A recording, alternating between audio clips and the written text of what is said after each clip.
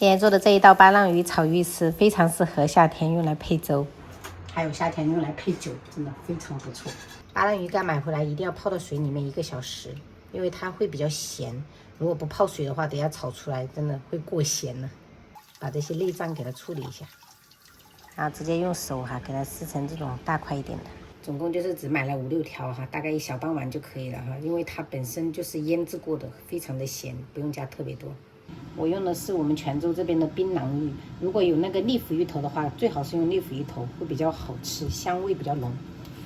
然後我們先給它切片，然後再切成細絲，切一點點紅椒絲，等一下用來點綴1小把韭菜我們切成這種長段。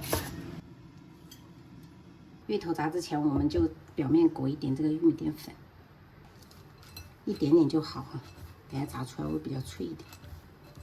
炸芋頭絲最好油溫保持7、8成熱，然後放下去給它快速的炸定型。炸芋頭絲就是要把它炸到酥脆為止，最好是保持中大火炸。然後時長大概炸了3分半鐘，看它顏色有一點點這種淡黃色的就可以了，非常的酥脆。這個時候我們給它打撈起來，切一下是不是跟薯片一樣，特別的脆。然後油的話，我們就倒一些起來，因為等下我們炸完那個巴浪魚乾，那個油是不能用的放幾個薑片這樣可以去腥。然後把巴浪魚乾放下去。炸魚的話，我們就要保持小火炸了慢慢的把這個香氣給它炸出來，炸到水分收乾了，你看朋友們，有點金黃色就可以了。然後給它過濾出來。鍋裡我們倒少許油，然後下入蔥薑蒜爆香聞到香味以後，我們就把這個巴浪魚乾放下去了，還有這個芋頭絲調味我們來點糖，少許的味精，點點醬油，然後炒均勻過後，我們就把這個韭菜跟這個紅椒放下去了。有椒鹽粉的話，可以這個時候最後來了點椒鹽粉。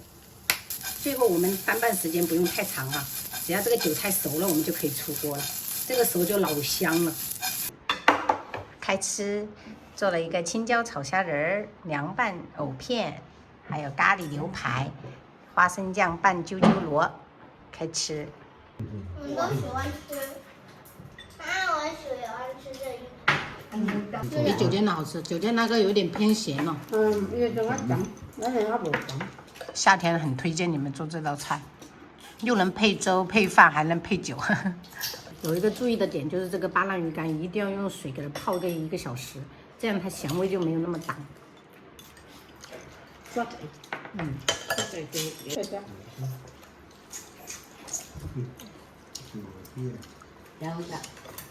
真的意外的好吃天哪！